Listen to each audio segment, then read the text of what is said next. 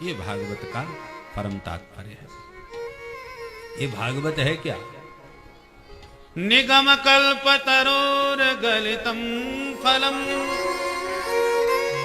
शुक मुखादमृत द्रव संयुतम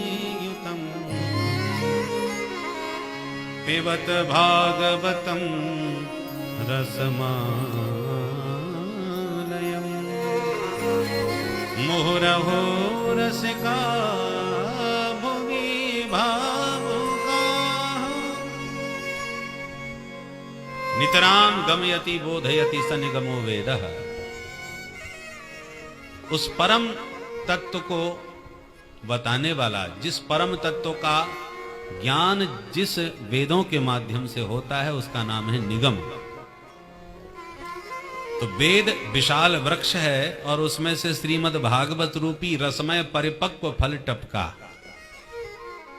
किसी ने कहा बहुत रसीला फल बहुत परिपक्व होने के बाद टपके तो फल फूट जाता है, रस बिखर जाता है।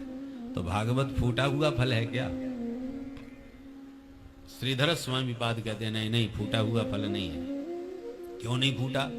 बोले शिष्य प्रशिष्य शाखा पल्लव परंपराया सनई सनई अखंडमेवावतीर्णम न तो उच्च निपातेन स्फुटितम। कोई फल धड़ाम से नीचे गिरे तो फूट जाएगा, पर डाली प्रति डाली के द्वारा सनई सनई गिरे तो नहीं फूटेगा।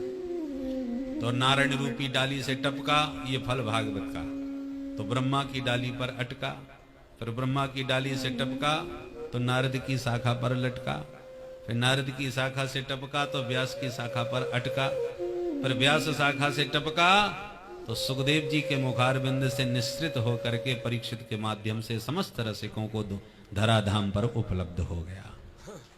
तो सनई सनई अखंडम अवतीर्ण, ये धीरे धीरे गिरा है इसलिए अखंडित है, खंडित नहीं हुआ। फल तो बड़ा रस भरा था पर वेदों की उच्च शाखा पर लटका था।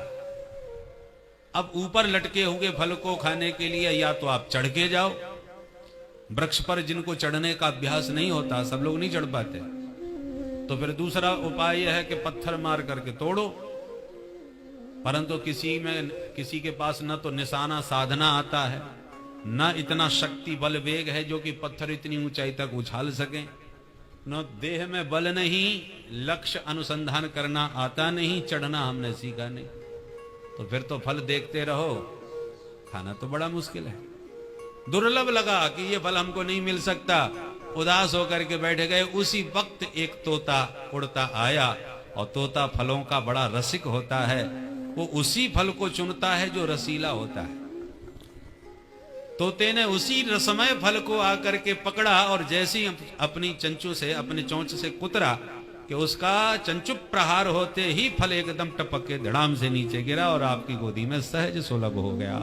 ना पत्थर मारना पड़ा, ना वृक्ष पर चढ़ के जाना पड़ा, ना कुछ उद्यम करना पड़ा, और निरुद्यम होते हुए भी केवल उस तोते के अनुग्रह से वह रसमय फल आपकी झोली में आ टपका।